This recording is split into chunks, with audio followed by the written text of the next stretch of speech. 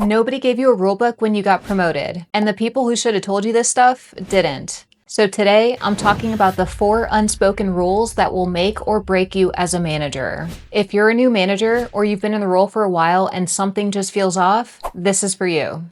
The first rule hits the hardest because most managers are breaking it without even realizing it. The first rule is what you allow is what continues. The moment you become a manager, everything you don't address becomes your new standard. If someone's always late and you say nothing, you just made it okay to be late. If someone's cutting corners and you look the other way, you just told the whole team that cutting corners is fine. You didn't say it out loud, but your silence did. I've seen managers lose their credibility this way because they kept letting things slide, thinking it would just work itself out, but it never does. Now, this doesn't mean you have to go around policing everyone. It means when something's off, you address it. Calmly, directly, and with one conversation. Hey, I've noticed this. Going forward, here's what I need. The managers who struggle with this are usually the ones who hate conflict. And I get it. Nobody loves those conversations. But avoiding them doesn't make the problems disappear. It just grows. And now you've got a bigger mess to deal with later.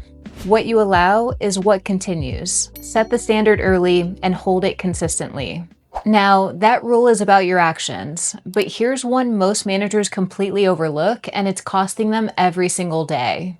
The next rule is your tone matters more than your words. You can say the right thing in the wrong way and do more damage than saying nothing at all. People read energy fast. Your team knows when you're frustrated before you even say a single word, and they know when you've checked out. If your tone is sharp, cold, or stressed, they will start working around you instead of with you, or they'll stop bringing you problems altogether.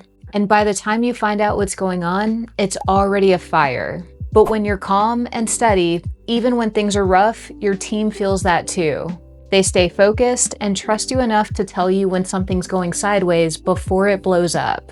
Here's the thing. Your tone is always sending a message. The question is whether you're being intentional or just reacting, because people don't forget how you make them feel. That sticks. So now we've covered what you let happen and how you show up. But this next one, this is where a lot of good people go wrong. The next rule is being liked and being respected are not the same. When you first step into management, especially if you came up with the people you're now leading, you want them to still like you. And that's natural. But chasing that will wreck you. When you're too focused on being liked, you stop giving honest feedback. You let things go because you don't want to create tension, or you treat everyone the same even when performance isn't the same. And slowly, without realizing it, you lose the room. Because your team isn't looking for a friend. They're looking for someone who's fair and straight with them. And here's what's interesting. When you lead that way, people usually end up liking you more anyway, because they trust you and they know you're real. But if you lead trying to be liked first, you'll end up with a team that's comfortable but not performing.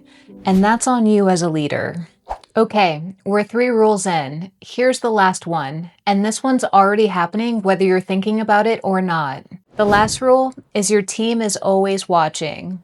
Your team is watching everything. Not because they're out to get you, but just because that's how people work. When there's a leader in the room, people pay attention. They remember when you said you'd follow up and didn't. And they notice when you treat one person differently than another. That casual conversation in the break room, that's data to them. And the way you handled something under pressure last week, they're still thinking about it. This isn't meant to make you paranoid.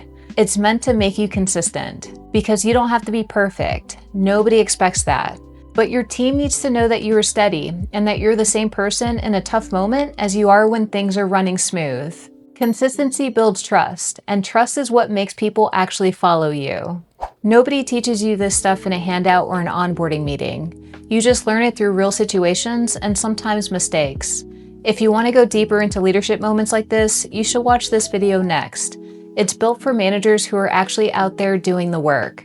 And if you want more real talk about leadership, consider subscribing. I'll see you in the next one.